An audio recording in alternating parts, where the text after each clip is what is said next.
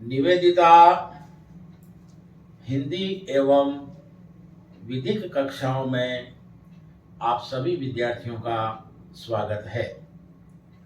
आज हम एक नया विषय लोक अंतर्राष्ट्रीय विधि एवं मानव अधिकार विषय पर चर्चा करेंगे।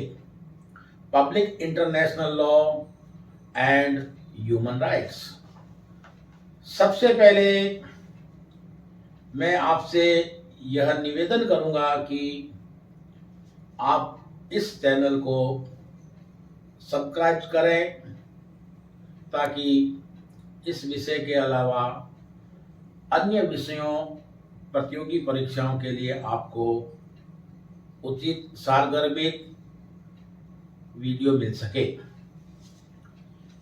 Public international law and human rights में सबसे पहले मैं कुछ ऐसे महत्वपूर्ण प्रश्नों पर चर्चा करूंगा जो वास्तव में अत्यंत महत्वपूर्ण है। सबसे पहले अंतर्राष्ट्रीय विधि क्या है, यह किस प्रकार निजी अंतर्राष्ट्रीय विधि से भिन्न है। What is international law, how does it differ from private international law. ध्यान से सुनना। अंतर्राष्ट्रीय विधि का प्रारंभिक नाम राष्ट्रों की विधि लॉ ऑफ नेशंस था। कालांतर में सन 1789 में इंग्लैंड के विख्यात विधि शास्त्री जर्मी बेंथम ने इसे अंतर्राष्ट्रीय विधि का नाम दिया। अंतर्राष्ट्रीय विधि की परिभाषा में सबसे पहले मैं ओपेनहाइम की परिभाषा लूंगा। ओपेनहाइम के अनुसार राष्ट्रों की विधि या अंतर्राष्ट्रीय विधि उन रूढ़िजन्य एवं परंपरागत नियमों का समूह है जिन्हें सभ्य राज्य, शब्द पर गौर करना, सभ्य राज्य अपने पारस्परिक व्यवहारों में बंधनकारी मानते हैं। दूसरे शब्दों में अंतर्राष्ट्रीय विधि वे परंपरागत रूढ़िजन्य नियम हैं जो सभ्य राष्ट्रों पर लागू होती है। ओपेनहाइम की यह परिभाषा पूर्ण नहीं मानी गई, आलोचना हुई और बाद में इस परिभाषा में सुधार किया गया।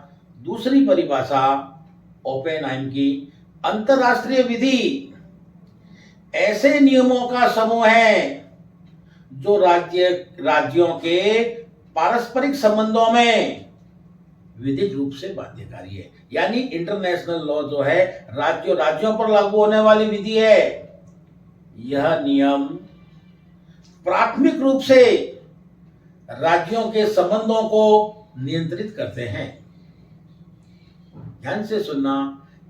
दूसरी परिभाषा में सुधार क्या है, केवल राज्य ही अंतर्राष्ट्रीय विधि का विषय नहीं है, अंतर्राष्ट्रीय संगठन और कुछ हद तक व्यक्ति भी अंतर्राष्ट्रीय विधि का विषय हो सकते हैं। ओपेनहाइम ने जो अपनी दूसरी परिभाषा दी है, यह परिभाषा अधिक व्यापक है क्योंकि ओपेनहाइम ने अपनी दूसरी परिभाषा में अंतर्राष्ट्रीय संगठनों और व्यक्तियों को भी शामिल किया है। दूसरी परिभाषा, नेक्स्ट, स्टार्क की परिभाषा। स्टार्क के अनुसार अंतर्राष्ट्रीय विधि नियमों का वह समूह है जिसमें अधिकांश राज्यों के आचरण संबंधी वे सिद्धांत और नियम हैं जिनका पालन करना राज्य अपने लिए बंधनकारी या जरूरी मानते हैं। ओपेनहाइम की परिभाषा में अंतर्राष्ट्रीय संस्थाएं, संगठन, उनके पारस्परिक संबंध, राज्यों एवं व्यक्तियों के संबंध और ऐसे विधिक नियम जो व्यक्तियों तथा गैर राज्य इकाइयों पर लागू होते हैं। दूसरे शब्दों में आप यूं भी लिख सकते हैं इस तर्क के अनुसार कि अंतर्राष्ट्रीय विधि वे नियम हैं या उन नियमों का समूह है जो जिनका पालन करना राज्य अपने ऊपर बंधनकारी मानते हैं। इसमें इसमें अंतर्राष्ट्रीय संगठन और व्यक्ति और गैर राज्य इकाइयों को भी शामिल किया गया है। आप ऐसा भी लिख सकते हैं। Westland Central Gold Mining Company बनाम किंग के मामले में अंतर्राष्ट्रीय विधि से अभिप्राय सभ्य राष्ट्रों द्वारा स्वीकृत उन नियमों से है जो उनके नागरिकों के पारस्परिक आचरण को निर्धारित करते हैं। ध्यान से समझना, यही बात केल्सन अपनी परिभाषा में कह रहा है कि अंतर्राष्ट्रीय विधि क्या है, कि अंतर्राष्ट्रीय विधि या राज्यों के बीच लागू होने वाली विधि ऐसे नियम हैं जो राज्यों के पारस्परिक संबंधों और उनके आचरणों को नियंत्रित करते हैं।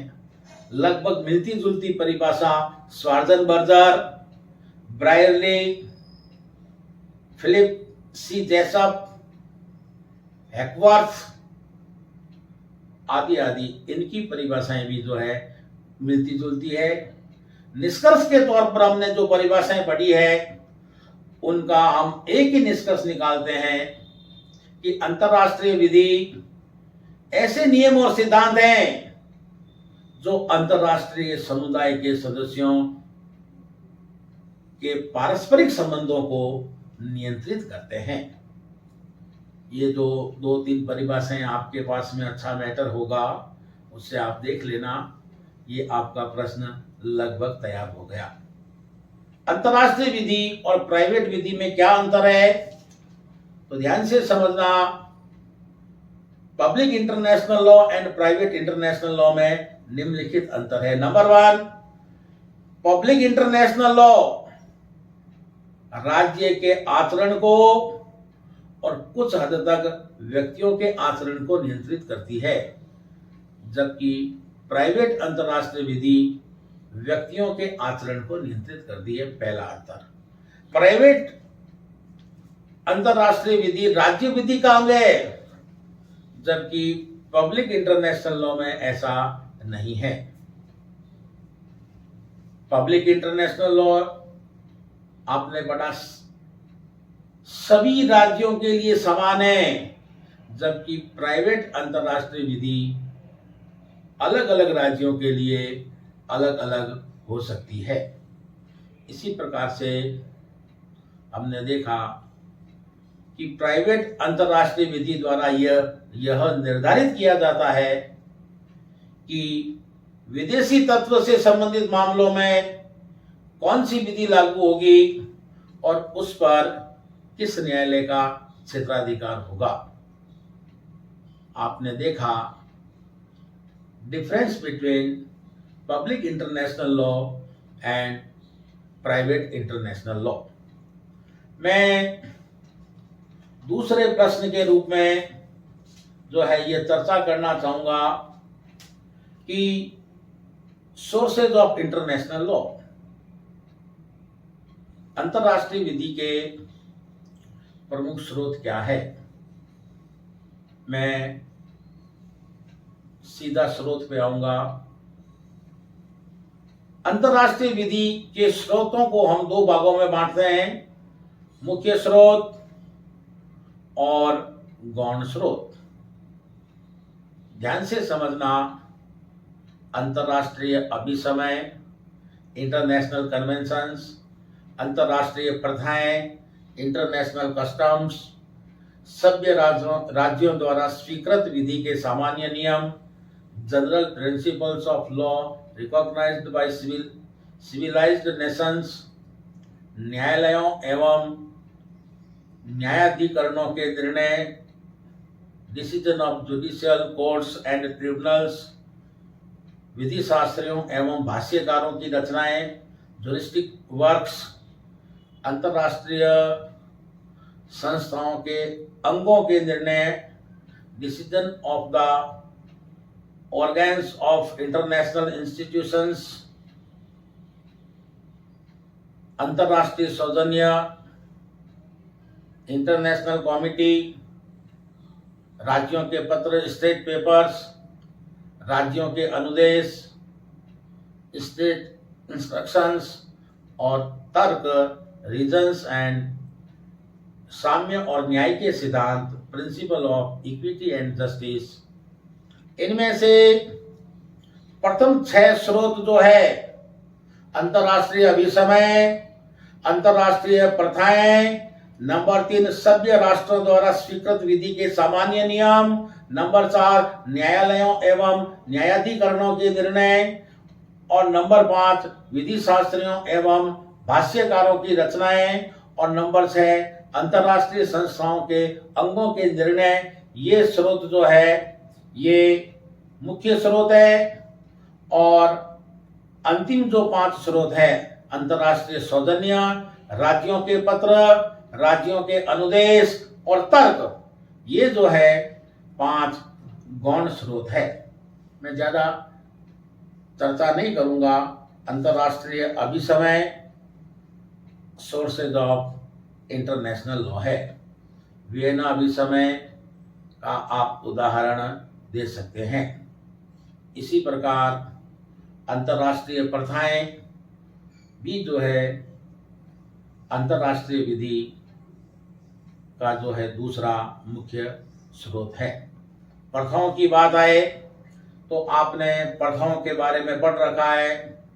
इसमें आप लिखना कि अंतर्राष्ट्रीय विधि में प्रथा की मान्यता के लिए निम्न बातों का होना जरूरी है: प्राचीनता, निश्चितता, निरंतरता, एक रूपता, तर्कसंगत युक्ति युक्तता, अनिवार्य तौर पर पालन किया जाना चाहिए, नैतिक होनी चाहिए, लोक नीति के अनुकूल होनी चाहिए और राज्यों द्वारा अभ्यास में लाया जाना चाहिए। मान्य प्रथा के आवश्यक तत्व हैं।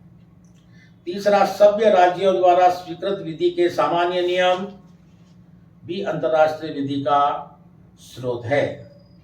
इसी प्रकार से न्यायालयों एवं न्यायाधिकरणों के निर्णय।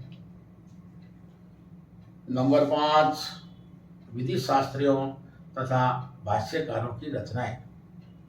पॉकेट हवाना का आप इसमें उदाहरण दे सकते हैं, अंतर्राष्ट्रीय विधि का स्रोत है।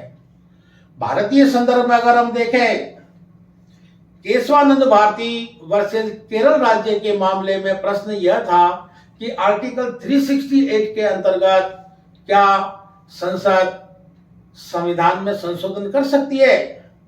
माननीय उच्चतम न्यायालय ने इस मामले का निर्णय देते समय डीन रॉस्को पाउंड के थ्योरी ऑफ सोशल इंजीनियरिंग, सामाजिक अभियांत्रिकी के सिद्धांत को आधार बनाते हुए निर्णय दिया कि डीन रॉस्को पाउंड ये कहता है कि इंटरेस्ट यानी हित जो है सापेक्षिक होते हैं।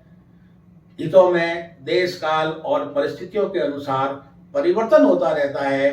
ठीक उसी प्रकार से संविधान में भी संशोधन आर्टिकल 368 के अंतर्गत संसद कर सकती है, सिवाय मूलभूत ढांचे को, आधारभूत ढांचे को, बेसिक स्ट्रक्चर को छोड़कर। तो सोर्सेज ऑफ इंटरनेशनल लॉ में विधि शास्त्रियों और भाष्यकारों की रचनाएं, उदाहरण स्वरूप हमने देखा डीन रॉस्को पाउंड की थ्योरी ऑफ सोशल इंजीनियरिंग का हमने उदाहरण लिया। इसी प्रकार से अंतर्राष्ट्रीय संस्थाओं के अंगों के निर्णय, अंतर्राष्ट्रीय सौजन्य, राज्यों के पत्र, राज्यों के आदेश अनुदेश, तर्क, साम्य तथा न्याय। साम्य तथा न्याय जो है आपने पढ़ा है, equity, justice and good consciousness का जहां कहीं भी इंटरनेशनल लॉ में प्रयोग हुआ है, सोर्सेज ऑफ इंटरनेशनल लॉ है। तो इस प्रकार हमने अंतर्राष्ट्रीय विधि के जो स्रोत हैं उनके बारे में हमने विशेष चर्चा की। मैं अगले प्रश्न के रूप में अंतर्राष्ट्रीय विधि में राज्य क्षेत्र को प्राप्त करने तथा खोने के विभिन्न तरीकों का उल्लेख करना चाहूंगा। राष्ट्रीय संप्रभुता प्राप्त करने और खोने के तरीके ध्यान से समझना। इससे पहले मैं ये चर्चा करना चाहूंगा कि राज्य क्षेत्र क्या है। ओपेनहाइम के अनुसार मेरा विशेष निवेदन रहेगा कि जहां कहीं भी आपके पास में जो मैटर है उसमें स्टार्क और ओपेनहाइम का जहां कहीं भी आए आपको उसको लेना है, क्योंकि बहुत ही इंपॉर्टेंट है।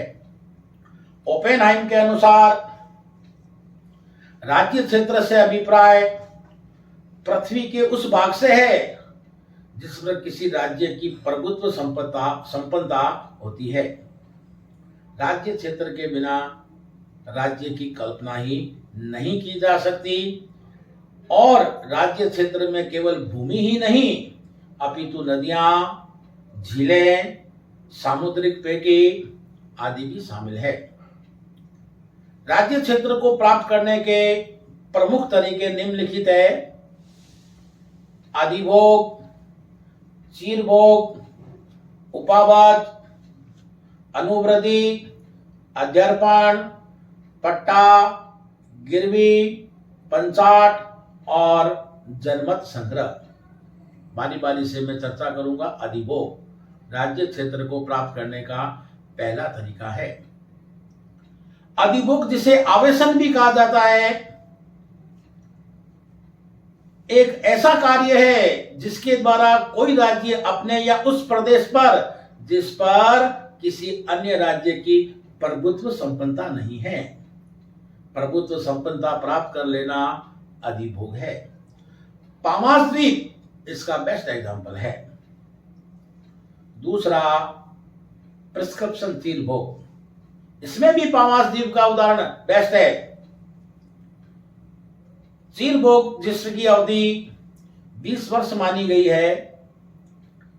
एक राज्य दूसरे राज्य प्रदेश पर शांतिपूर्वक लंबे समय तक अपना प्रभुत्व संपन्नता स्थापित करता है तो वह प्रदेश उसका हो जाता है जिस राष्ट्र ने अपनी प्रभुत्व संपन्नता स्थापित की है।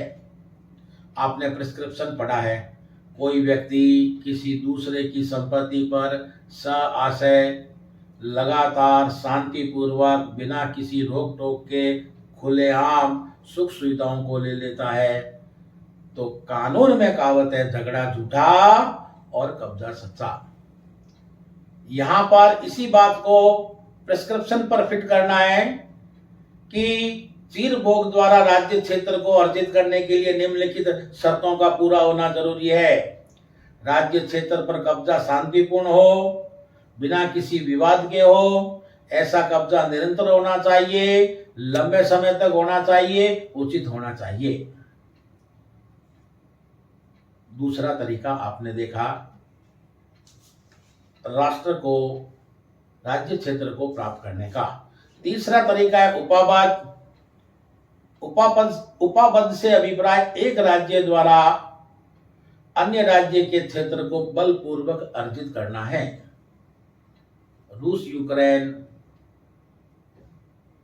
अरब इजराइल हमास में जो ये युद्ध चल रहे हैं बेस्ट एग्जाम्पल है। अनुवृद्धि या उपचय राष्ट्र को प्राप्त करने का चौथा तरीका है जब कोई प्राकृतिक कारणों द्वारा किसी राज्य में कोई प्रदेश मिल जाता है, हम कहेंगे अनुवृद्धि हो गई है। अध्यर्पण, अध्यर्पण से अभिप्राय एक राज्य द्वारा दूसरे राज्य के निश्चित राज्य क्षेत्र पर प्रभुत्व संपन्नता हस्तांतरित कर दी है, अध्यर्पण कहलाता है। इसी प्रकार से जो है पट्टा, पट्टा कर दिया है। छठा तरीका है पट्टा। कोई भी राष्ट्र अपने प्रदेश का कुछ भाग दूसरे राज्य के नाम पर पट्टा निष्पादित कर कुछ समय के लिए दे सकता है।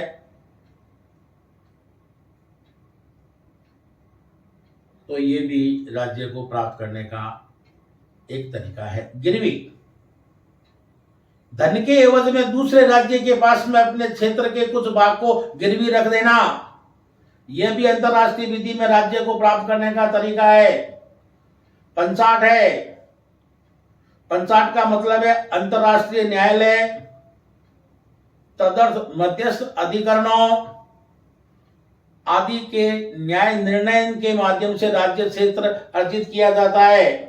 दो देशों के बीच में मान लीजिए विवाद है, सीमा को लेकर या किसी क्षेत्र को लेकर, दोनों देशों ने मिलकर आर्बिट्रेटर को आर्बिट्रेशन के माध्यम से निर्णय करवाने का फैसला दिया। मध्यस्थ द्वारा जो निर्णय आया है उसको पंचाट कहते हैं। इस पंचाट के माध्यम से भी एक राष्ट्र ने खो दिया और एक ने प्राप्त कर लिया। इसी प्रकार से जनमत संग्रह, वर्साई की संधि इसका बेस्ट एग्जाम्पल है। इसी प्रकार से 1935 में बेसिन में जनमत संग्रह कराया गया, जर्मनी के साथ में विलय हो गया, आदि आदि। जनमत संग्रह आपने देखा राज्य क्षेत्र को प्राप्त करने के तरीके। कि अब है राज्य क्षेत्र खोने के तरीके। कि जिस प्रकार विभिन्न तरीकों से राज्य क्षेत्र प्राप्त या अर्जित किया जा सकता है, उसी प्रकार राज्य क्षेत्र को खोया भी जा सकता है। राज्य क्षेत्र को खोने के निम्नलिखित तरीके हैं: अध्यर्पण, अधिनिकरण, चीरभोग, प्राकृतिक क्रिया, ऑपरेशन ऑफ नेचर, क्रांति, परित्याग और स्वतंत्रता प्रदान करके। बहुत ही जो है तरीके जो है शॉर्ट में है।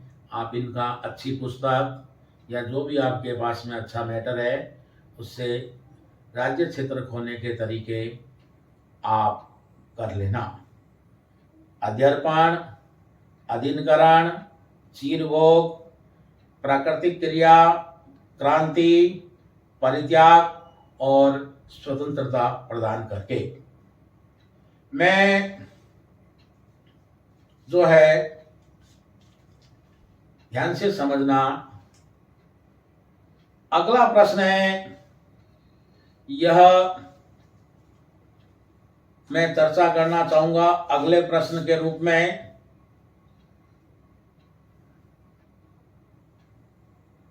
अगला प्रश्न है हस्तक्षेप। हस्तक्षेप की परिभाषा दीजिए और उसके आधारों को समझाइए। मैं इन शॉर्ट में इसकी चर्चा करूंगा। साधारण बोलचाल की भाषा में हस्तक्षेप से अभिप्राय किसी एक या एक से अधिक राज्यों द्वारा किसी दूसरे राज्य के आंतरिक या बाह्य मामलों में प्रत्यक्ष या परोक्ष रूप से दखल या मध्यस्थेप करने से है। डायरेक्ट या इनडायरेक्ट। और अमेरिका अनेक देशों, अनेक राष्ट्रों में शांति बनाए रखने के लिए काफी हस्तक्षेप जो है राष्ट्रों के बीच में हस्तक्षेप कर रहा है। यूक्रेन को तो हथियार तक भी सप्लाई किए गए हैं।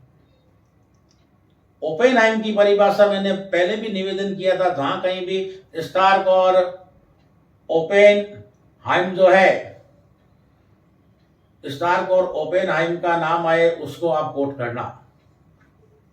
तो देखिए, ओपेनहाइम के अनुसार किसी राज्य द्वारा अन्य राज्य के मामलों में इस उद्देश्य से दखलंदाजी या हस्तक्षेप किया जाना है जिससे या तो वस्तुओं को विद्यमान दशाओं में बनाए रखना या उसमें परिवर्तन या बदलाव लाया जाए।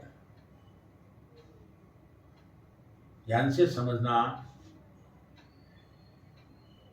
ध्यान से समझना। हस्तक्षेप जो है, उपरोक्त बात के आधार पर हम ये कह सकते हैं कि फोर्सेबल हस्तक्षेप हमेशा फोर्सेबल, बलपूर्वक होता है। इसमें अन्य राज्य के आंतरिक और बाह्य मामलों में हस्तक्षेप किया जाता है और इसका उद्देश्य हस्तक्षेप वाले राज्य की इच्छा अनुसार स्थिति को बनाए रखना है। हस्तक्षेप के आधार जो है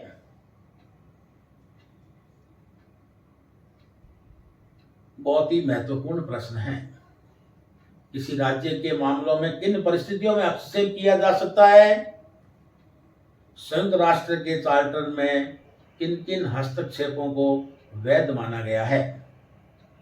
नंबर 1, आत्मरक्षा या आत्म संरक्षण के आधार पर। नंबर 2, मानवता के आधार पर। नंबर 3, संधि अधिकारों को लागू करने के लिए। नंबर 4, अवैध हस्तक्षेप को रोकने के लिए। नंबर 5, शक्ति का संतुलन बनाए रखने के लिए। नंबर 6, व्यक्तियों तथा उसकी संपत्ति के संरक्षण के लिए। नंबर 7, सामूहिक हस्तक्षेप। नंबर 8, अंतरराष्ट्रीय विधि की रक्षा हेतु। और नंबर 9, गृह युद्ध के समय जो है हस्तक्षेप जो है किया जा सकता है। के निम्नलिखित आधार प्रचलित और मान्य है। आत्मरक्षा और आत्म संरक्षण के लिए हस्तक्षेप, सेल्फ डिफेंस। मानवता के आधार पर हस्तक्षेप, ह्यूमन राइट्स। सामूहिक कलेक्टिव हस्तक्षेप और चौथा गृह युद्ध की दशा में हस्तक्षेप। इन 4 बिंदुओं को आप अपने स्तर पर पढ़कर आप जो है इसका अध्ययन कर लेना। निश्चित रूप से आपको इसका लाभ मिलेगा। मैं इस वीडियो में एक प्रश्न और देने जा रहा हूं, उसके बाद में मैं अगला वीडियो जारी करूंगा। मेरा अगला प्रश्न है, मान्यता से आप क्या समझते हैं? इसकी परिभाषा दीजिए। यह कितने प्रकार की होती है तथा तथ्यन मान्यता और विदित मान्यता में क्या अंतर है? ध्यान से समझना। अंतरराष्ट्रीय विधि में मान्यता का एक महत्वपूर्ण स्थान है। इसे अंतरराष्ट्रीय विधि का एक महत्वपूर्ण विषय माना गया है। मान्यता के माध्यम से ही नए राज्य को अंतरराष्ट्रीय समुदाय के सदस्य के रूप में स्वीकार किया जाता है। परिभाषा ओपेनहाइम।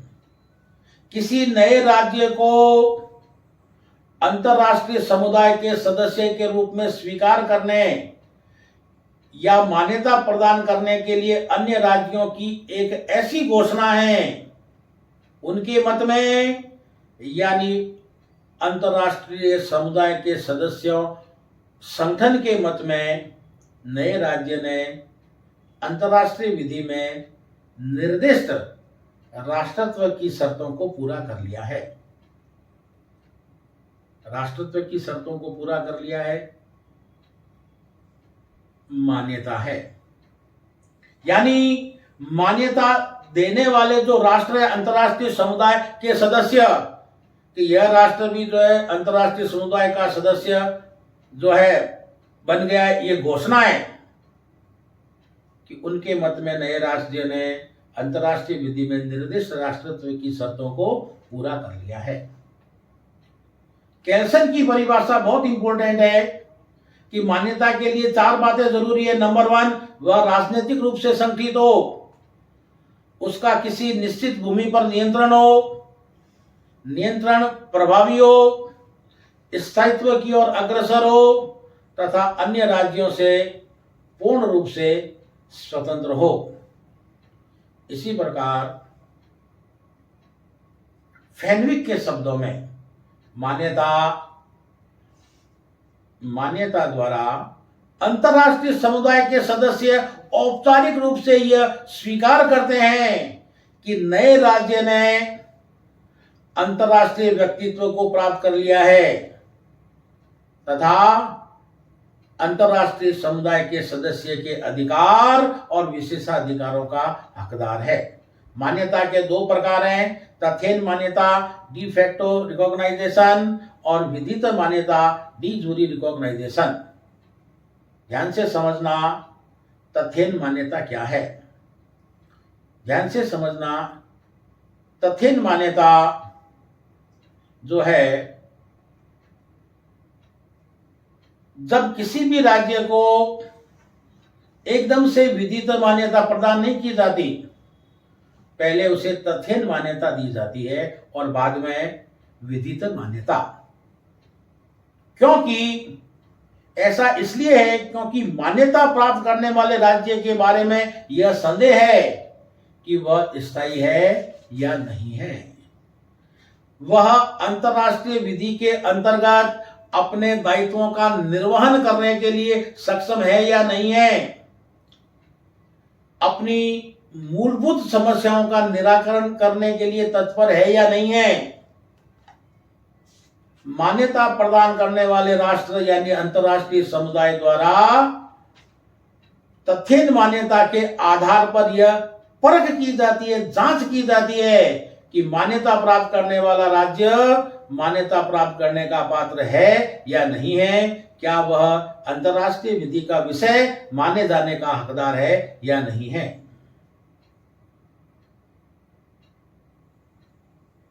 जैसे उदाहरण स्वरूप रूस की सरकार को अमेरिका तथा अन्य राष्ट्रों द्वारा लंबे समय तक इसलिए विधित मान्यता नहीं दी गई क्योंकि रूस में अंतर्राष्ट्रीय विधि के दायित्वों को पूरा करने की इच्छा और सामर्थ्य नहीं थी। ठीक यही स्थिति चीन की भी रही है। तथ्यन मान्यता जो है सशर्त और अंतरिम होती है, कंडीशनल एंड प्रोविजनल होती है। विधित मान्यता, तथ्यन मान्यता के बारे में यह स्पष्ट है। हमने देखा कि विधित मान्यता तथ्यन मान्यता के पश्चात ही प्रदान की जाती है। विधित मान्यता तब प्रदान की जाती है जब यह सुनिश्चित हो जाता है कि जिस राज्य को तथ्यन मान्यता दी गई है उस राज्य के बारे में मान्यता प्रदान करने वाले राज्य संतुष्ट हो जाते हैं कि उसमें राष्ट्रीयता के तत्व निहित हो गए हैं, अंतर्राष्ट्रीय दायित्वों अपनी मूलभूत समस्याओं का निराकरण करने के लिए तत्पर है, सक्षम है। तो ऐसी स्थिति में उसे जो है विधित मान्यता प्रदान कर दी जाती है। दोनों में क्या अंतर है तथ्यन और विधित मान्यता में, कि तथ्यत मान्यता सशर्त और अंतरिम होती है, जबकि डी जूरी रिकॉग्नाइजेशन अंतिम होती है। मान्यता संबंधी शर्तों का पूरा नहीं होने पर तथ्यन मान्यता को वापस लिया जा सकता है, जबकि एक बार विधित मान्यता प्रदान कर दिए जाने पर उसे वापस नहीं लिया जा सकेगा। तथ्यन मान्यता में राजनयिक संबंध स्थापित नहीं होते हैं, जबकि विधित मान्यता में राजनयिक संबंध स्थापित हो सकते हैं। तथ्यन मान्यता प्रथम चरण है, जबकि विधित मान्यता उसका अगला चरण है। कैल्सन के अनुसार डी फैक्टो रिकॉग्नाइजेशन विधित मान्यता अंतिम होती है, जबकि तथ्यन मान्यता केवल अंतरिम होती है, उसे वापस लिया जा सकता है। हमने देखा तथ्यन मान्यता और विधित मान्यता में अंतर। अब मान्यता के परिणाम। नंबर 1, मान्यता प्राप्त राज्य द्वारा मान्यता प्राप्त करने वाले राज्यों के साथ में डिप्लोमेटिक, राजनयिक, वाणिज्यिक संबंध स्थापित कर सकता है, जबकि मान्यता प्राप्त नहीं करने वाला राज्य ऐसा संबंध स्थापित नहीं कर सकता। नंबर 2, मान्यता प्राप्त राज्य मान्यता प्रदान करने वाले राज्यों के न्यायालयों में वाद दायर करने का हकदार हो जाता है, जबकि मान्यता प्राप्त नहीं करने वाले राज्य को यह अधिकार नहीं मिलता। मान्यता प्राप्त राज्य मान्यता प्रदान करने वाले राज्यों में स्थित संपत्ति के संबंध में वाद दायर कर सकते हैं एवं उसे प्राप्त कर सकते हैं, जबकि मान्यता प्राप्त नहीं करने वाले राज्य ऐसा नहीं कर सकते। नंबर 4, मान्यता प्राप्त करने वाले राज्यों को प्रतिनिधि मान्यता प्रदान करने वाले राज्यों के राज्य क्षेत्र में राजनयिक उन्मुक्तियां प्राप्त करने के हकदार हो जाते हैं, जबकि मान्यता प्राप्त नहीं करने वाले राज्य राजनयिक उन्मुक्तियों के हकदार नहीं होते हैं। मान्यता प्राप्त करने वाले राज्य मान्यता प्रदान करने वाले राज्यों के साथ में ट्रीटी यानी संधि आदि कर सकते हैं, जबकि मान्यता प्राप्त नहीं करने वाले राज्य ऐसा नहीं कर सकते। इस प्रकार हमने देखा मान्यता प्राप्त नहीं करने की अनेक दुष्परिणाम हैं, डिसेबिलिटीज, अयोग्यताएं हैं। अब मैं लास्ट में मान्यता के मुख्य सिद्धांत कौन कौन से हैं। पहला, निर्माणात्मक सिद्धांत, कंस्ट्रक्टिव थ्योरी, और दूसरा घोषणात्मक यानी डिक्लेरेटरी थ्योरी। संगठक या निर्माणात्मक सिद्धांत के समर्थक ये कहते हैं, निर्माणात्मक सिद्धांत कि किसी राज्य का निर्माण तथ्यों द्वारा नहीं अपितु राज्यों द्वारा दी जाने वाली मान्यता के कारण होता है। दूसरे शब्दों में यह कहा जा सकता है कि मान्यता द्वारा ही राज्य राष्ट्रत्व को प्राप्त करता है तथा उसे अंतर्राष्ट्रीय क्षेत्र में अधिकार प्राप्त होते हैं। और अगर अधिक सरल शब्दों में हम कहें तो कोई भी इकाई या राज्य संबंधी आवश्यक तत्वों को प्राप्त करने मात्र से राज्य नहीं होता है कि उसके पास में जनसंख्या है, निश्चित भूभाग है, सरकार है, राष्ट्रत्व के तत्व है। राज्य तब होता है जब उसे अन्य राज्यों द्वारा मान्यता प्रदान की जाती है। अतः निर्माणात्मक सिद्धांत के विधि शास्त्री ये कहते हैं कि मान्यता से ही किसी राज्य के अंतर्राष्ट्रीय व्यक्तित्व का निर्माण होता है। यही निर्माणात्मक सिद्धांत का सार है। ओपेनहाइम ने कहा है, कोई भी राज्य केवल मान्यता द्वारा ही व्यक्तित्व को प्राप्त करता है। हीगल, एंजेलोटी, हॉलैंड, लाटरबैट आदि इस सिद्धांत के प्रबल समर्थक है। ध्यान से समझना। दूसरा, घोषणात्मक सिद्धांत। इस सिद्धांत के प्रमुख समर्थक हॉल, ब्रायरली, फिशर, पिट कॉबेट, वैगनर आदि है। घोषणात्मक सिद्धांत के अनुसार घोषणात्मक सिद्धांत वाले ये कहते हैं कि मान्यता तो मात्र इस बात की घोषणा है कि किसी राज्य विशेष ने राष्ट्रत्व के गुण अर्जित कर लिए हैं। इससे यह स्पष्ट होता है कि किसी राज्य में राष्ट्रत्व या नए राज्य सरकार की सत्ता मान्यता से पहले ही विद्यमान थी। देखिए, दोनों में मुख्य अंतर, मैं प्रश्न को खत्म कर रहा हूं। निर्माणात्मक सिद्धांत वाले ये कहते हैं कि राष्ट्रत्व के तत्व प्राप्त कर लिए, घोषणा करना, मान्यता देना, निर्माण करना है, जबकि घोषणात्मक सिद्धांत के समर्थक ये कहते हैं कि राष्ट्रत्व के तत्व तो उसके पास में पहले से ही है। आप तो क्या कह रहे हैं, ये घोषणा कर रहे हैं कि नए राज्य ने अंतरराष्ट्रीय समुदाय के सदस्य के रूप में शामिल किया गया है। आप तो केवल घोषणा कर रहे हैं, राष्ट्रत्व के तत्व तो उसके पास में पहले से ही है। तो एक मत दूसरे की आलोचना कर रहा है, आप अपने हिसाब से कॉमन सेंस से लिख देना। उपरोक्त विवेचन से स्पष्ट है कि मान्यता के दोनों सिद्धांतों में से कोई भी निरपेक्ष नहीं है। वस्तुतः मान्यता निर्माणात्मक और घोषणात्मक दोनों ही है। मान्यता में दोनों ही सिद्धांतों के तत्व विद्यमान हैं। यहाँ पर फिर ओपेनहाइमर के सिद्धांत को कोट करना जो है उसको कोट करना है। ओपेनहाइमर के अनुसार मान्यता एक विद्यमान तथ्य की घोषणा करती है तथा प्रकृति निर्माणात्मक है। प्रश्न खत्म। मैं पुनः निवेदन करूंगा कि आप इस चैनल के माध्यम से आगे भी परिष्कृत अच्छे वीडियो प्राप्त करें, आगामी कक्षाओं के लिए भी और अभी जो होने वाले परीक्षाएं हैं उनके लिए भी। पुनः निवेदन करूंगा कि इस चैनल को आप सब्सक्राइब करके लाभान्वित हो।